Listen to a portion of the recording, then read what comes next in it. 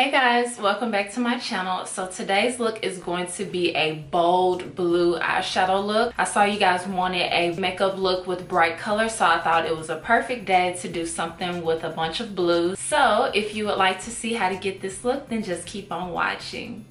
Alright, let's get started. I'm going to first do my eyeshadow. I know I never do that first these days. I'm looking all over the place because I haven't filmed in a little minute. So I kind of forgot where some of my stuff is, but we got it now. And I'm going to prime with my Urban Decay eyeshadow primer. Okay, now I'm going to set that with a cream color eyeshadow. And it doesn't really matter the shadow, just make sure it's cream or translucent even. Okay, I'm going to begin with a soft transition color, and I'm using Tan Lines from Makeup Geek. And this shadow is going to go just in my upper crease area. The next shadow that I'm using is Caramel from Anastasia Beverly Hills, and it's a bit warmer than that previous shadow, so we're going to use this really directly on top of that other shade. I just want to make it a little bit more warmer, that's why I'm adding it.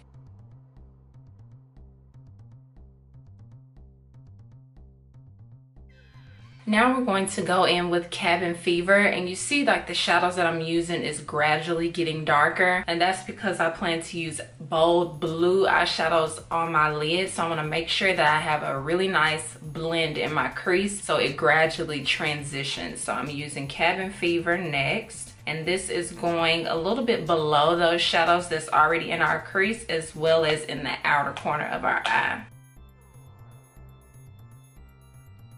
Now I'm going in with Americano in the same spots that I put Cabin Fever. It's just in my outer V and then just below those transition colors.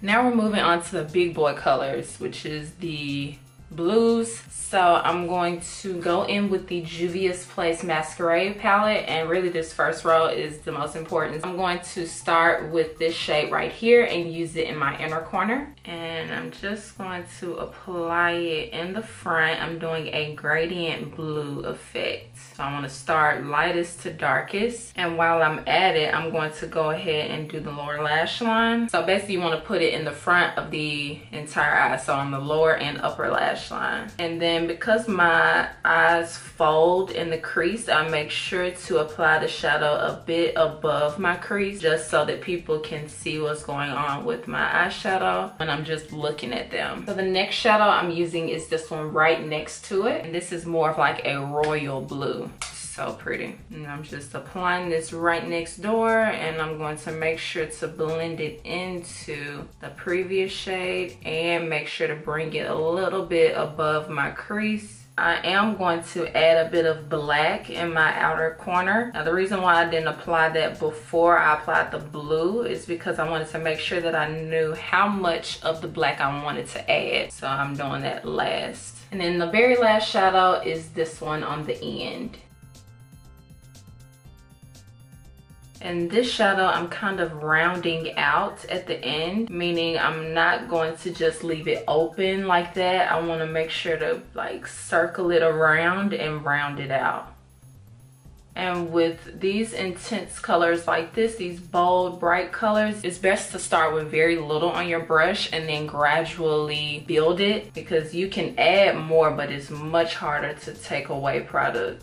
So the only shadow that I brought onto my lower lash line is the brightest blue in the inner corner. Now I'm going to go in with the black shade, and it's Corrupt from Makeup Geek. It's just any black eyeshadow, and I'm using the Sigma E37 brush to blend that in my outer corner. And I'm just going to apply this and blend it out at the same time. Black eyeshadow can be very intimidating, so again, the same way I said with the bold colors, you want to gradually increase the amount of black that you have, because it's easier to add, harder to take away. You really don't need a lot because black is so intense. You don't need a lot of the shadow to get the look that you're going for. And then you just go back in with the brush that you use for all those crease shades just to blend out the edges. So I wasn't filming and I thought I was. So I just mixed together my L'Oreal True Match and my Urban Decay Liquid Aurora drops. Alright, and then to highlight, I'm using the NARS Caramel Concealer. And I'm going to make sure to kind of cup underneath the eyeshadow so it makes it look super sharp. So right at the edge and right underneath the inner corner. And then just blend that out. And then I'm going to set this concealer with a little bit of Mercier translucent powder. And then for bronzer, I'm just using the Too Faced Dark Chocolate Soleil Bronzer. And then for highlight, I'm using just Laura Geller Gilded Honey Highlights. And I'm applying this to my cheeks. I actually am doing a little smile to get it right there on the ball of my cheek. Or the apple. Do a tad bit on my nose. A little bit on my forehead because that's the trend here lately. I haven't tested it out, so I'm gonna see how I like that. I'm oily, so I don't know how that'll work for me. So we'll see. And then for my blush, I'm using Sephora Collection Hot Flush. No, I did not forget about my eyebrows. If I was watching this video, I'd be like, does she know that her eyebrows ain't done yet? Yeah, I know. I'm doing them actually next. So let's go ahead and get those done. I'm using the L'Oreal Brow Stylist in the shade Brunette. My favorite eyebrow pencil at the moment.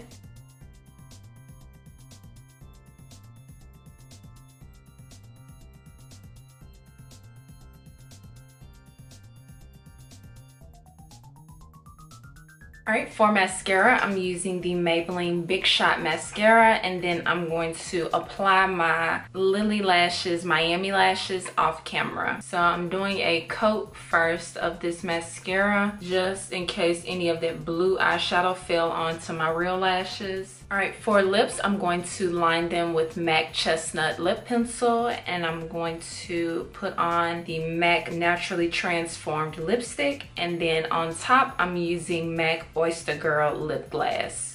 And this is the completed look. I hope you guys enjoyed this tutorial. Make sure you give it a thumbs up, and I will see you guys in my next video. Thank you so much for watching. Make sure that you subscribe to keep yourself updated on my new videos, and I promise I'll see you guys next time. Bye guys.